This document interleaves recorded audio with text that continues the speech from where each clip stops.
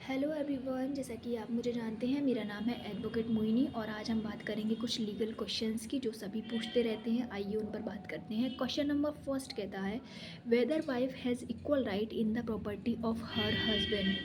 क्या एक वाइफ का राइट हस्बैंड की प्रॉपर्टी पर है या नहीं है। क्वेश्चन दूसरा है, whether daughter in law has any right in the property of her in laws.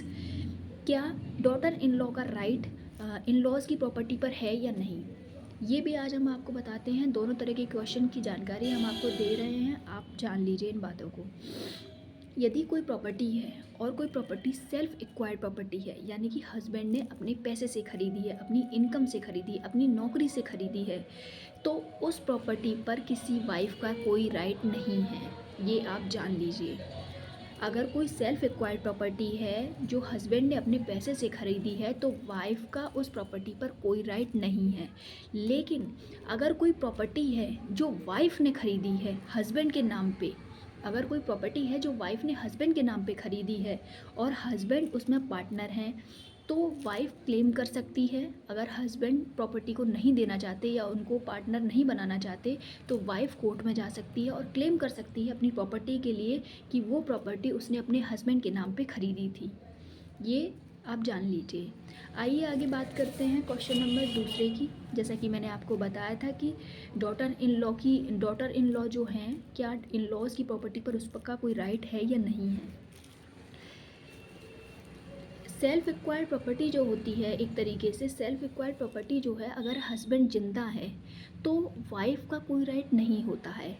लेकिन हस्बैंड की मौत हो गई है या मर गए हैं किसी कारणवश, तो जो प्रॉपर्टी है, जो सेल्फ एक्वायर्ड प्रॉपर्टी है, वो हस्बैंड की माँ को और हस्बैंड के बच्चों को और हस्बैंड की वाइफ को, तीनों को बराबर जाती है।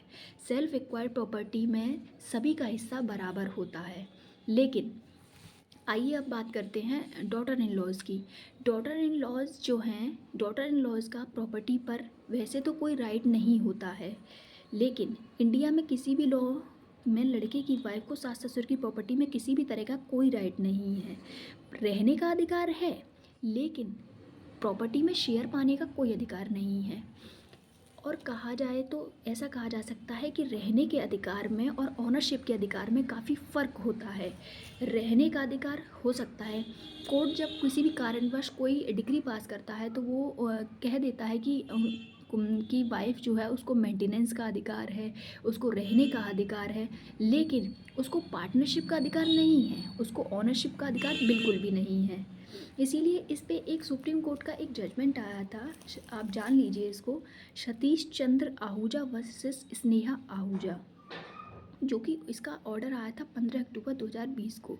इसमें कहा गया था कि right to shelter, right to residence का अधिकार है डॉटर इन लॉज को, पर ऑनरशिप का अधिकार नहीं है। Thank you so much. इस वीडियो को सब्सक्राइब करें, लाइक करें।